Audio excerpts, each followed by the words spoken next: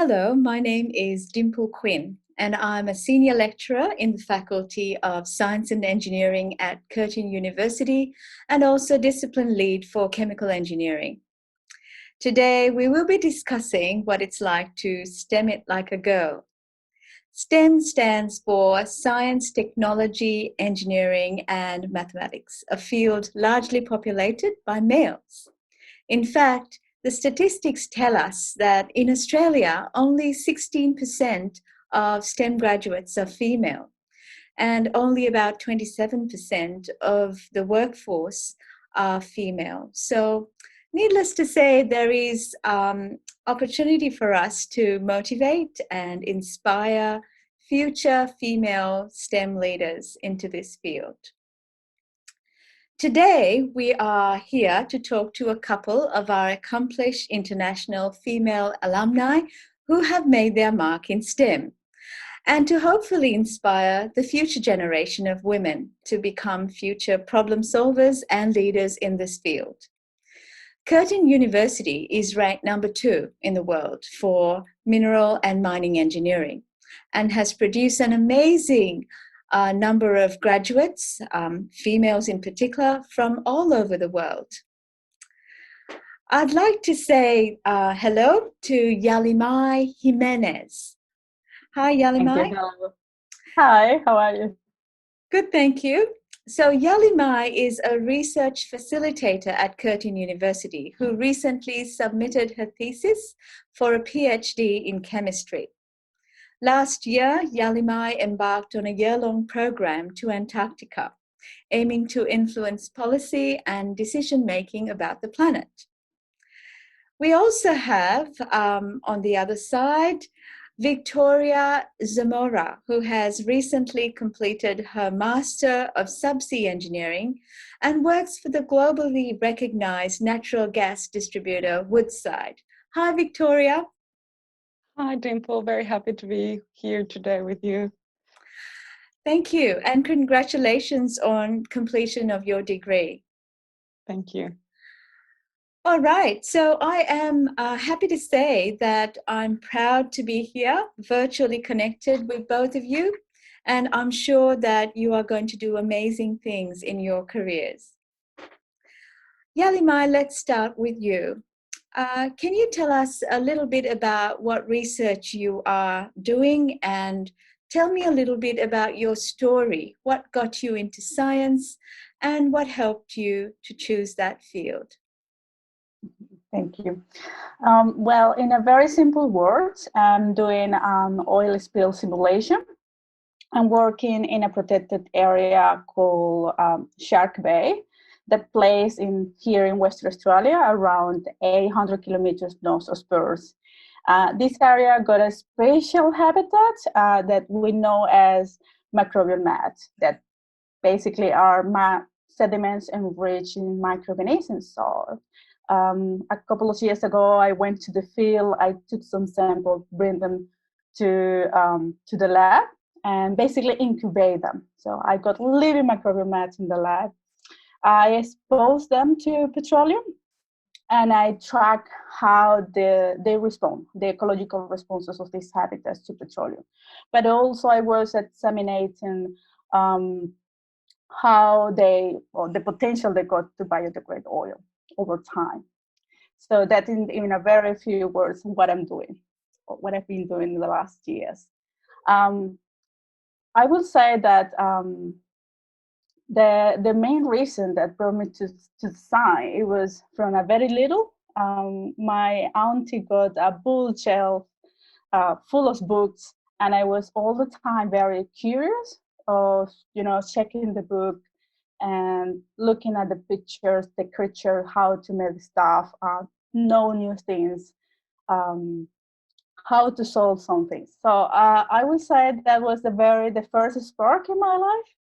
Later on in the high school, I was all the time involved with science. So it doesn't mean I knew what exactly wanted to do in science.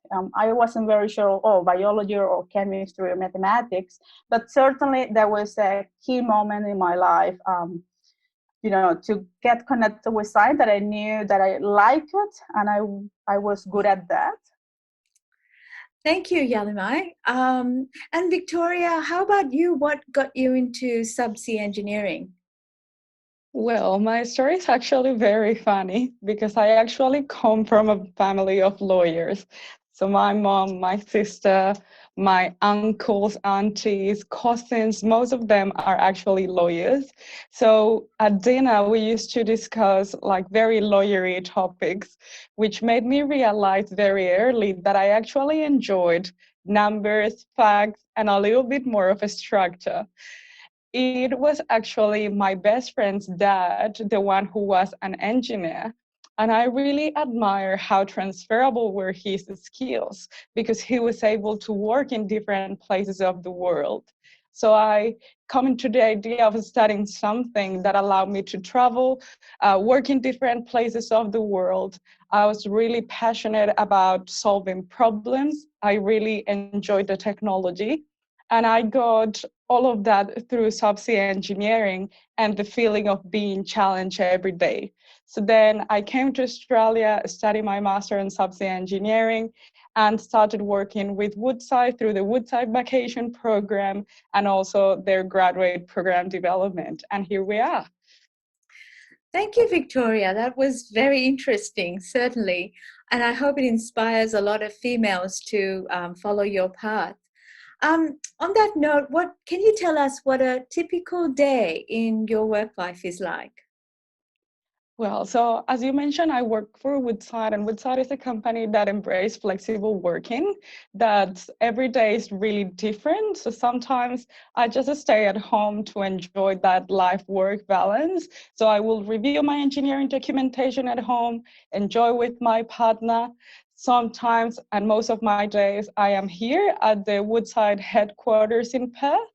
And that gives me the opportunity to share with many engineers and people that have many, many years of experience in the industry, which is a learning opportunity and interaction every day. And sometimes, as a subsea engineer, I am required to be offshore, which is in platforms or vessels, many kilometers off the coast of Karatha in the Barab Hub. And that gives me the opportunity to see our equipment firsthand, participate on installation campaigns, see our operating assets, and share with my colleagues in a totally different environment while enjoying a beautiful sunset on the Barrow Hub and also the marine life that we have down there. Thanks for your response on that, Victoria. And I'll pass it over to Yalimai now. Can you tell us what a typical day in your work life at the moment is? Well, because I just submitted my thesis, I'm a little bit free right now. But because I was writing probably since um, last year, the typical day it was bring my kids, drop off my kids at school, and then go back to my home to keep writing because the uni was quite flexible to allow me to work from home if I need to. So I got here at home all the tools that I need technologically, and that yeah, when my supervisor required me to go to the uni or if I need to finish anything else in the lab, I I was I was there. I went to the uni or finished something. I got my space at uni as well. So that's something that I really love from Curtin University. Actually, that they allow us to do the best to accomplish our aims, our objective, no matter if you need to do it at home or if you need to do it at uni. Thanks for that. I do agree with both of you. The flexibility in my own work is something that I enjoy, and it enables me to do quite a variety of things as well. All right, so I've got another question for both of you. Who was the most inspirational person in your career and why? Victoria, we might start with you. Well, I already mentioned that my best friend's dad was actually the person that got me to engineering. Like he was the person who was traveling through the world. He used to work for Halliburton also as an engineer. And I really admired that. if I had to mention any of the person, it probably will be Warren Wild, who is the project manager of the Pyxis Hub development, which is one of the Woodside subsea tiebacks. He is such an inspirational leader, and he actually taught me that it's very important to balance your technical engineering skills, but also to develop yourself as a whole, and all of these things like flexible working and leadership skills and communicating openly and building resilience. All of that, it's really important to have a successful career in engineering, as it may be to have a successful career in any other careers as well. So he's a great leader from which I have learned a lot, and definitely a great pilot for the Pyxis Hub. Thank you, Victoria. And Yalimai, what about you? Who inspired you the most and why? Well, I got a name in my head, and that was my first supervisor. And he wasn't only the first supervisor, of course. He was a mentor for me. I was a very young woman, and the special things of the Professor Pasquale back in Venezuela was he was really he cares about the students. He cares. It's not only he was very knowledgeable, and we learn about science so much, but he also cares about you as person to become an independent person, because I was very young. He asked the right question in the right time, even if you didn't have the answer. It makes you reflect, and that is key. If a person can be your mentor beyond your supervisor, that can advise you, can ask you the right question, that I will say that was key in my case. And he becomes a very inspirational. Well, what do you want to do? What you love? What you most love to do? These are the opportunities you have. So I will say he was a very key person to me, and long lasting, because when you have a good advice and good mentors, you will remember that over time. I absolutely agree with both of you. So it's interesting you say you had role models in your life and people that inspired you to want to explore your own interest in this field. And I concur with that. I've had my series of mentors along the way, and people who really inspired me to really understand my own skills and talents and develop them. So, absolutely. And if any females are listening to us out there, I hope that you will also find the mentors in your life that will help and inspire, motivate you. All right. So, my next question is for Yalimai again. I'm curious to know, in your opinion, what do you think is the biggest myth about women in this field of engineering and science? And what would you Yeah. say? What would you say, particularly to girls in high school who may be considering engineering or science as a career path?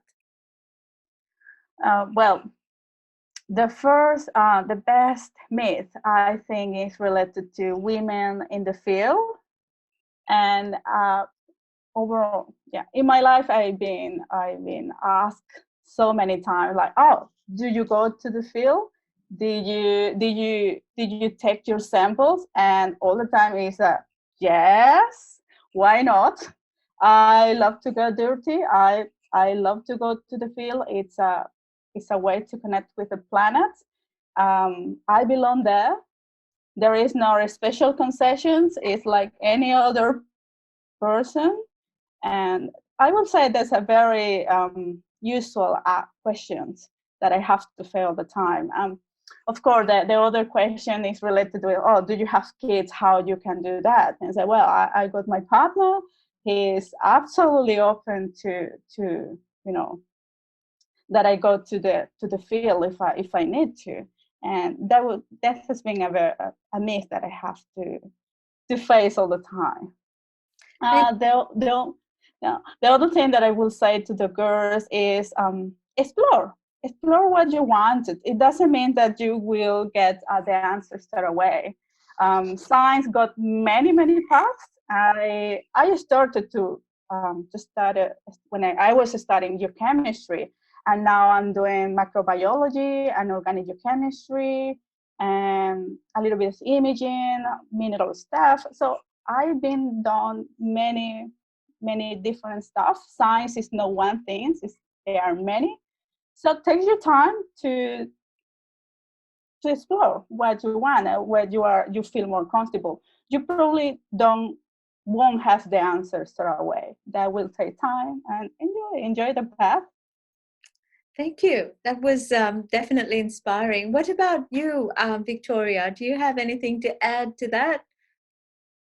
Um, I do share the myths on that Jalimai has already mentioned. Probably one of the things that I've heard is that women cannot be as capable as men in the workforce. And I think that, as you were saying on the beginning, this is a very male-dominated workforce. But that doesn't mean that we as women cannot bring things into the table. We are also smart, we are diverse, and we bring so many things that the workforce needs.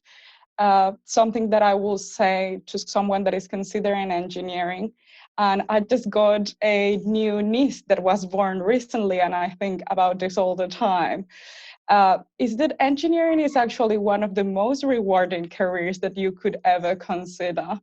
Every day you face different challenges and you push your limits in both your technical areas and your communication and leadership skills. It gives you the opportunity to live a flexible life, but also to enjoy and learn from those very experienced people.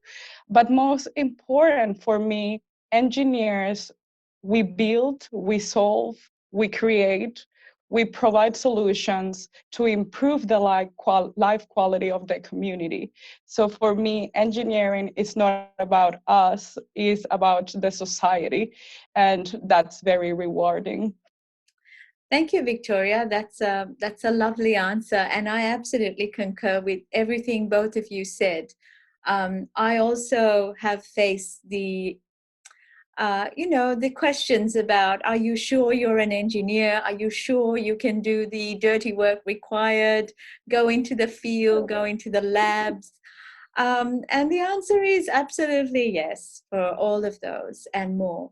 So I do agree with your comment, Victoria, in particular, about engineering being, problem solving and solutions for the rest of society. It's not really about yourself, but about what you can do for everybody around you. So thank you for those answers. As a final wrap up, I guess both of you may or may not have had the experience of being international students in Perth. If you have, what would you say to a student hoping to come to Perth and live and study here? Victoria, shall we start with you? Yeah, absolutely. So I will say to any international person that is trying to come to Australia to study an engineering degree or to other places of the world, that definitely not every day is easy. So you have to work and study at the same time, provide to yourself. You have also to be away from your family, which is sometimes, but it is very rewarding. And the opportunity of meeting different people from very different backgrounds, uh, give yourself the opportunity of diversify and learn from all those backgrounds and what they bring into the table, males, females, is actually a very empowering opportunity and something that I will definitely will recommend to look at. Thank you. And Yalimai, what about you? Yeah, well, first of all, I need to say that Perth is a very enjoyable, peaceful city. That I've been in many other cities around the world, and this place for me is simple, amazing. It's very nice. You feel so safe to be here. You have it's like to enjoy a new city. Everything is new. Everything is so clean, and people is so friendly. I'm so glad that I'm here in Perth. As Victoria mentioned before, I will say live that experience, to come to another country to study is challenging, but it's challenging like many other stuff. No matter where you are, you will be facing different situations. But it's really rewarding. Everything that you do here studying, um, that is part of your past. You will grow, you will learn from that challenge, and the most important thing is you open your mind to solve new things. You have different points of view. You understand how the people think, how they might respond, and you need to adapt to that times. That's something that I will recommend. Come to Perth, come to Australia to study. It's a very, very great country. Thank you, Yalimai, for everything you've said thus far. As a final parting comment, I guess, what would you say are your hopes for the future of engineering, and something you'd like to leave people with? I will say that I want to see more flexibility for women and men, that we understand the men want to look after the children, they want to stay with them at home, that as a women give a space for them and make these kinds of deal, because that is going to benefit both of us, men and women in engineering. um, I want to see more that flexibility around the world. And that's something that if a woman or a man are in a company, try to push that like a normal policy for the company. That's bring more happiness, bring more productivity, bring better things for the company if the employees, no matter the gender, is like something that we really need to keep in the future. Thank you. Thanks very much, Yalimai. And we'll now pass it on to Victoria. What are your hopes for the future of engineering, Victoria? So yeah, Jalimai is absolutely on point. This is a very big industry and we are in a very rapidly changing world. So my hopes is that we continue to innovate and that we collaborate with other industries like digital, data science, to make more data-driven decisions, which help us optimize our industry. And we can also start contributing in a bigger way because we do contribute to the lower carbon world that we are all hoping. So we are in an industry that is very dynamic, that is changing, and I hope that we can be a big part of that transition and leave a better world for the future generations. Thank you. Great. I think that wraps things up, ladies. Thank you very much for your time, your insight, and wanting to contribute and inspire our next generation of female engineering and science graduates. So thank you and all the best for your future endeavors. Thank you.